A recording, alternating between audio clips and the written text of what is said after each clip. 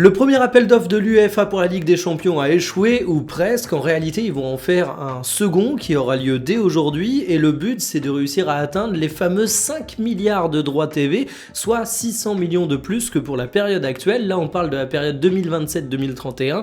Ça concerne la Ligue des Champions, mais également la C3 et la C4. Non, je ne suis pas en train de parler de votre vieille Citroën. Concentrez-vous, je vous parle des autres Coupes d'Europe. Alors, le but, c'est donc d'augmenter les droits, mais ce qui est assez particulier pour cette édition et cet appel d'offres, c'est que cette fois c'est commercialisé avec des lots différents et il y en a un qui concerne une diffusion mondiale. Ce qu'on met en avant, c'est que pour assurer cette fameuse diffusion, il faut un acteur d'une ampleur sans précédent et on pense évidemment aux GAFAM, aux grandes entreprises type Amazon, Google et compagnie. Et le but, ce serait de les attirer sur ce terrain pour avoir un petit peu plus de concurrence entre les acteurs. Un qui va se retrouver concurrencé en France, c'est Canal+, qui est vraiment un des acteurs qui pose le plus de thunes pour la Ligue des Champions, et on sait que ça a des répercussions directes sur le football français, vu que c'est un acteur français, et qu'aujourd'hui, la Ligue 1 ne rapporte rien, et les gros clubs français, comment ils se financent?